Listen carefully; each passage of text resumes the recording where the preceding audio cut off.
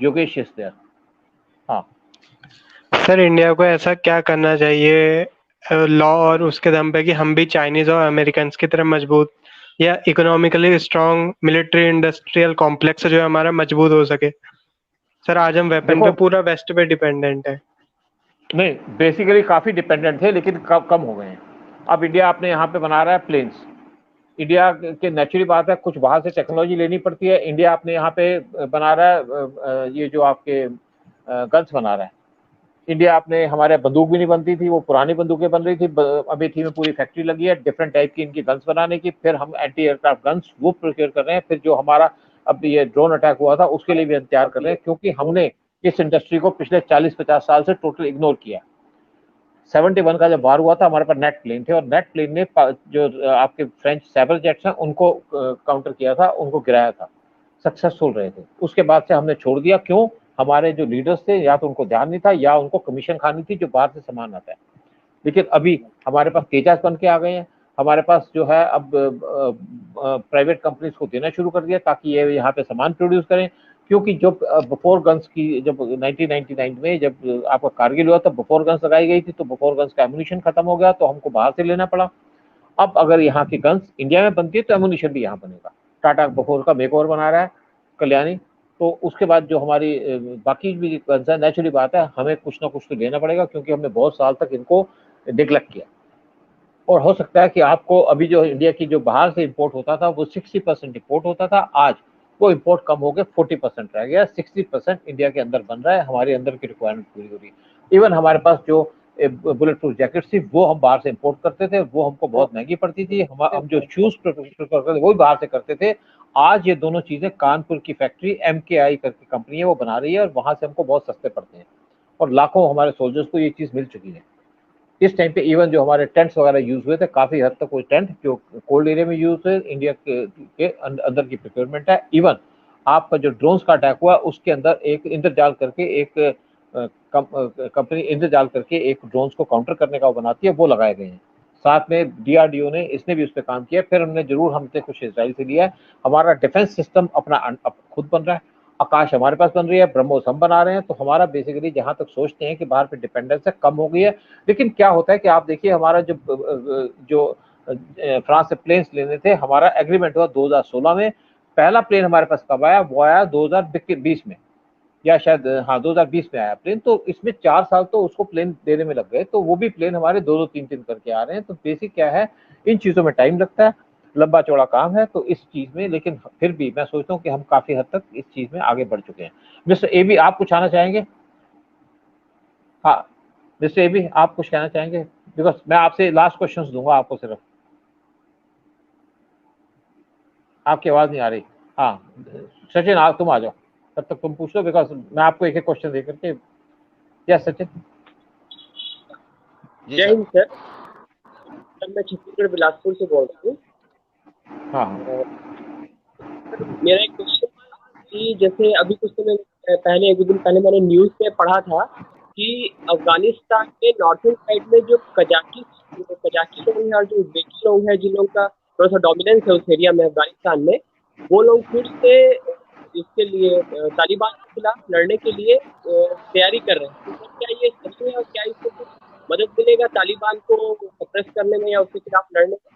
देखो, बिल्कुल पड़ेगा। देखो, पहले जो तालिबान के खिलाफ लड़ाई होती थी वो नॉर्दर्न अलायंस करके कहते थे। उसमें क्या थे, ताजिक थे, और साथ में वहाँ पे क्या कहते हैं, एक ताजिक आते थे, फिर एक आते थे जहाँ पे दोस्तम था उनका लीडर था, तो यही आते थे। और ये बेसिकली तब भी ये जो प्रेजेंट गवर्नमेंट है उसको सपोर्ट भी करते हैं, लेकिन अभी दोबारा तालिबान के साथ लड़ने के लिए नेचुरली आ रहे हैं। साथ में इवन ईरान के पास जो मिलिशिया हैं, जो शियाज हैं, वो भी आ रहे हैं, वो भी इनको सपोर्ट कर रहे हैं, क्योंकि ये सारे के सारे तालिबान के खिलाफ है। तालिबान को सिर्फ पाकिस्तान सपोर्ट करता है, और बेसिकली US उनको फ्रीडम फाइटर भी कहता था। आज US उन्हीं के डर के लेके भाग गया है। हाँ, और कुछ है छोटा सा, फिर मैं कुणाल के पास जाऊंगा।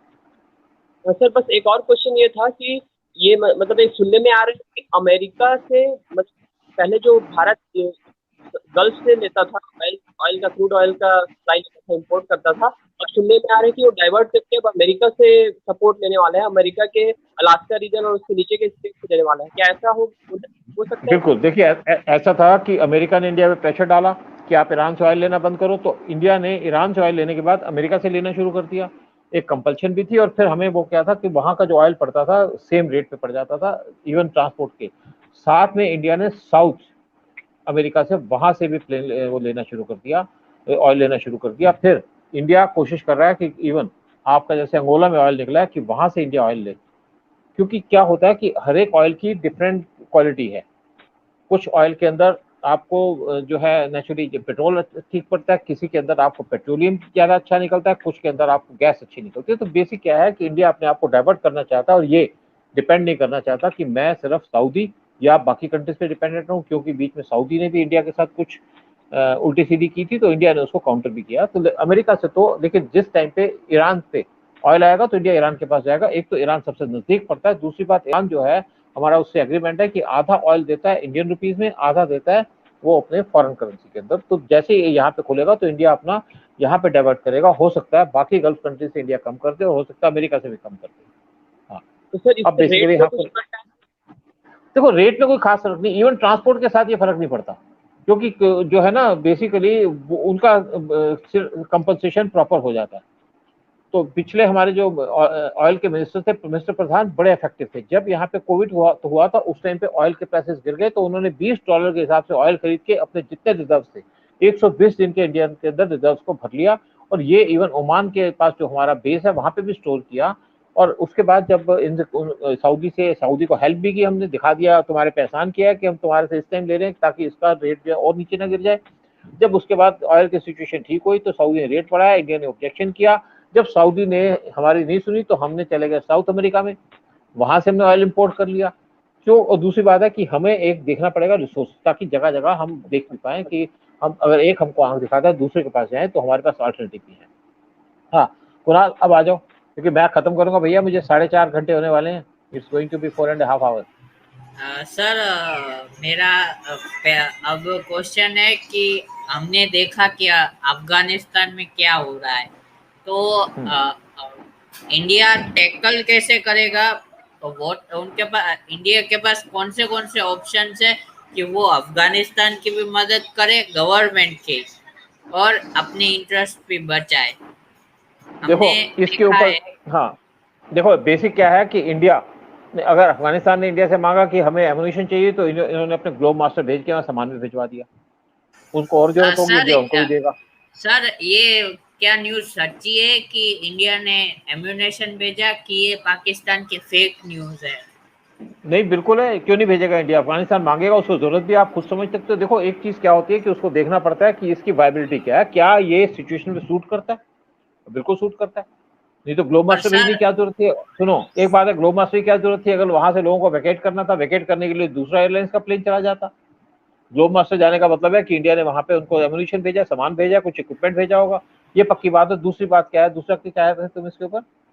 और सर दूसरा ये पॉइंट था कि भाई हमारे पास कौन से ऑप्शंस हैं अफगानिस्तान में अपना इंटरेस्ट सिक्योर करने के लिए और अफगानिस्तान को मदद करने। और दूसरा एक पॉइंट है कि हमारे पास, हम अगर बैक चैनल से तालिबान से बात कर रहे हैं और उसी तरफ अगर हम इक्विपमेंट देते हैं अफगान गवर्नमेंट को, तो थोड़ा वो।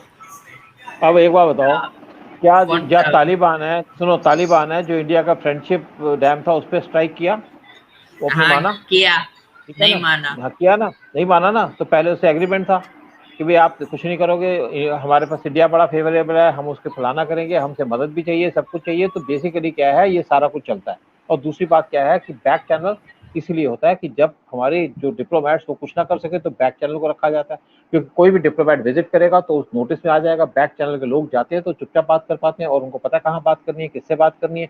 तो हमारा क्या है, बीच बीच में अपने इन्फ्लुएंस जहाँ या अपना चीज कन्वे करानी है वो कराते हैं। तो बेसिक क्या है कि हम नहीं चाहते तालिबान आए, लेकिन आएगी तो उसके लिए ऑप्शन ओपन रखनी पड़ेगी। इवन जब मैंने कहा था 99 में मिस्टर डोवाल गए थे, जब हमारे IC-814 हाईजैक हुआ था, तो उन्होंने कहा भाई हम बात करके तालिबान से कर लेंगे। उनको भरोसा था, उनकी जान पहचान भी होगी, कुछ लोग होंगे उनको जानते होंगे। लेकिन जब देखा वहाँ पे ISA के लोग हैं और यहाँ पे उनको फ्री पैसेज मिल गया, वो कहते हैं वी कांट डू एनीथिंग, क्योंकि ISA पहले ही प्रेजेंट है। तो इसका क्या है कि हमारी जो एजेंसीज के लोग हैं वो एक चैनल खोल के रखते हैं। अगर हमारी गवर्नमेंट नहीं भी रखती तो भी रखते हैं। अगर देखिए आपके नेपाल में प्रॉब्लम हुई थी तो उस टाइम पे एक वहाँ के ओली उल्टी सीधी कुछ बातें चल रही थी, उनके कमेंट्स चल रहे थे, तो उस टाइम पे रॉ के चीफ गए, उनसे ओली से मिल के आए, उसके हमारे आर्मी के चीफ गए। तो ये सारे के सारे चैनल्स हैं जिनको यूज कर रही है गवर्नमेंट, बड़े इफेक्टिवली यूज कर रही है। तो अफगानिस्तान के साथ जैसे भी सिचुएशन होगी, मैं सोचता हूँ हमारी गवर्नमेंट अलर्ट है और देख रही है जो बेस्ट है। मैं कोई अपना ये जो हमारे एस जयशंकर है, इन जैसा कोई कैपेबल तो हूँ नहीं, ना तुम इनके जैसे कैपेबल हो। और बेसिकली क्या है, हम तो यहाँ बात करते हैं और बेसिक वो ग्राउंड पे काम करते हैं, साथ में उनके साथ टीम है, वो जानते हैं हमें क्या करना है, किससे क्या करना है, रशिया से क्या बात करनी है, हमें बेसिकली ईरान में जाकर क्या बात करनी है या ओमान में क्या बात करनी है। हम तो बात की सस्पेंड कर रहे हैं सिर्फ। हाँ मतलब आप बैठे, कुछ आप फाइनल क्वेश्चन करना चाहेंगे?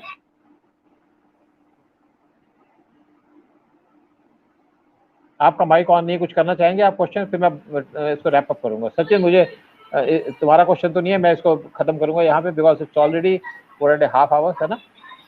हाँ सर, मेरे लास्ट 2 क्वेश्चन है, मैं कर सकता हूँ? अगली बार मिस्टर वधवा आप आइए प्लीज, इनको पूछने से नए आए ना।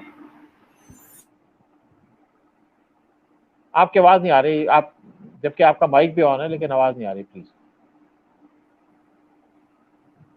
नहीं, कोई आवाज नहीं आ रही। आप एक हाँ, चलो ऐसा करो सचिन वधवा जी, आप अगली बार जो है ना अपना कोई बच्चों से जरा माइक वाइक टेस्ट करा के लाना है, दैट विल बी बेटर।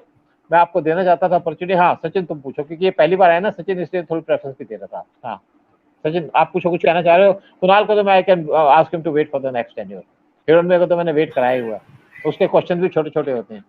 हाँ सर, जो अफगानिस्तान के नॉर्थन रीजन से जो उज़्बेक और कजाकिस्तान लोग जो मतलब इसमें लड़ने वाले हैं, कुछ फायदा होगा सर? और ये क्या हमारे इंडिया के इंटरेस्ट में होगा? देखो बेसिकली क्या है, जो उज़्बेक है, उज़्बेक का एक लीडर होता था दोस्तम, और वो हमेशा बाकी जितने भी टेररिस्ट हैं वो अलग होंगे, वो हमेशा एक ड्रेस्ड अप होता था, जैसे मिलिट्री वाली ड्रेस पहनी है, वो बड़ा इफेक्टिव था। उज़्बेक बड़े फाइटर्स हैं। और दूसरा क्या है, ताजिक का भी जो है basically they R be good fighters. अभी बीच में ताजिक और इसके साथ एक और कंट्री है जिसका आपस में कोई डिस्प्यूट हुआ, बॉर्डर का डिस्प्यूट था बॉर्डर पे, तो ताजिकों से डर के वो भाग गए, जबकि उनकी स्ट्रेंथ भी ज्यादा थी। तो ताजिक भी बड़े ज्यादा फाइटर्स हैं। इनका बेसिकली ताजिकिस्तान के अंदर इंडिया का एक नेवल बेस, एक एयर बेस है, वहां पे हमारे मिग 29 भी खड़े हैं। लेकिन वो बेस नेचुरली बात है कि अगर रशिया परमिट करेगा तो हम यूज करेंगे, और हो सकता है रशिया परमिट भी करे। तो ताजिकिस्तान का जो वो लीडर था, उसका जब वो इंजर्ड हुआ तो इंडिया का वहाँ हॉस्पिटल भी, इंडियंस ने उसको ट्रीट भी किया था। आज उनका बेटा वहां खड़ा। तो ये जो है ना, ये हमेशा रशिया के साथ रहे हैं और ये तालिबान के खिलाफ है। हिकमत था जो इनका तालिबान कह लो या इनका जो प्रो पाकिस्तान का जो लॉबी थी उस पर काम करता था। तो ये लोग, और नेचुरली बड़ा जरूर है, लेकिन ये लोग एंटी उसमें थे, और इनका बेसिकली ये अफगान गवर्नमेंट को सपोर्ट कर रहे हैं। और इवन जैसे मैंने कहा, ईरान के जो मिलिशिया हैं जो ईरान को सपोर्ट करते हैं, यानी कि शियाज हैं, वो भी सपोर्ट करते हैं, क्योंकि शियाज कभी भी तालिबान के साथ नहीं खड़े होंगे।